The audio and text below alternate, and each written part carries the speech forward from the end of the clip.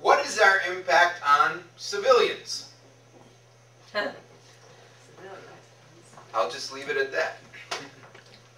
I have a great deal of impact. I can motivate somebody to do this themselves. Okay. I can say I reach 80,000 people a year, practically none of whom pay to see the arts in nursing homes, schools, libraries, and community festivals. I count them. And what is your impact then? I hope they You walk listed away. numbers, but Yeah. where is your impact? I hope they. Well, I know in the senior centers, I have people praying for me and coming up and hugging me and all that sort of stuff. You know, the kids, I can see the light bulbs going off all over. So I'm planting seeds or little bombs, depending on, with the songs that I do. And of course, the songs I do have got a message in them. Whether they'll ever take fruit, don't know. But you know, 30 years from now, some kid may remember that the answer's blowing in the wind, and do something about it. You gotta hope, you know, because there's no instant gratification here.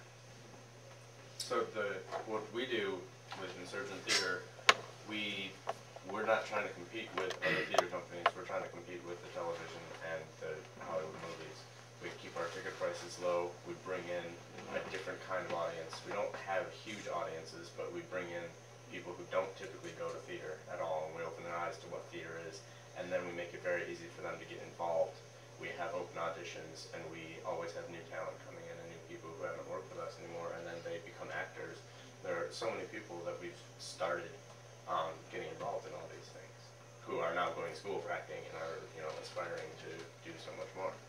And that's what it's like. That process needs to be made simple for the civilians, and that's how you can have an impact. And is it good for those civilians? Oh yeah. Is it? Yeah. Yeah, why? Why are we making all these artists? Because, I mean, to me, art has the potential to change society, and if everybody can, personally, my life is much richer because I don't watch television and instead go to all the theater that I can. Not a good television. I don't know.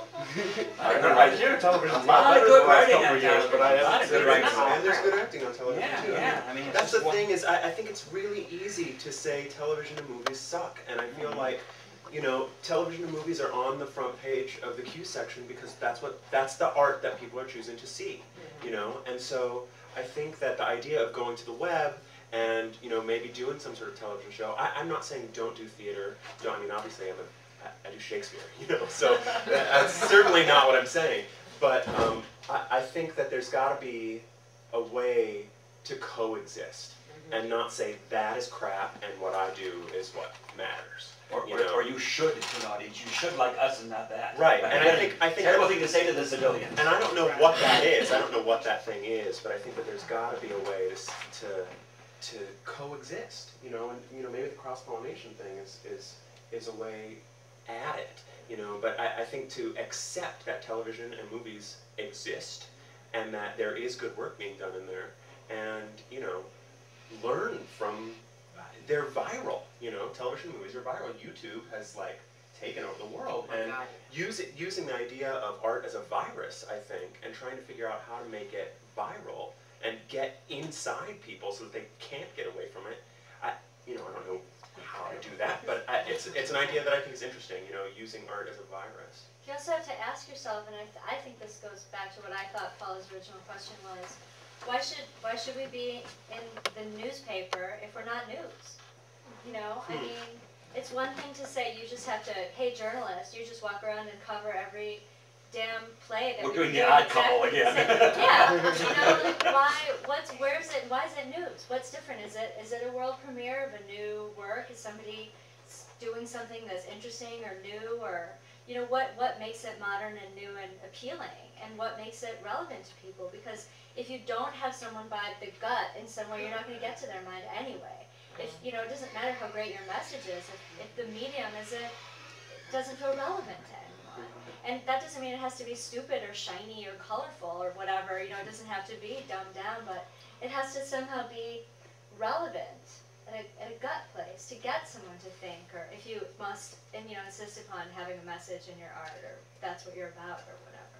And I think in terms of what's the impact I think, I mean, I'm just thinking in terms of some of the feedback we get from we have a lot of students that come see our performances, and just recently one of them said, this is from MPS, every person, black, white, rich, or poor, should see Shakespeare. And to me, great, like, I'm ready to publish that all over the place. But the reality is that not everybody has that experience. Some people fall, like, I watched a woman sleep through a performance the other night, and we all watched her, because it was a 99-seat theater, and she was in the front row.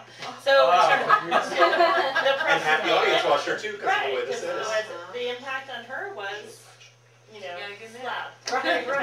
So I don't know Put her to if you sleep. can want, you know, again, you can pick out things. You can say this person, obviously this kid had a profound experience. This woman, not so much, although at intermission she was telling me how much she loved. Maybe she just had her eyes closed. She was listening to it. I think on a bottom line, art is incredibly selfish.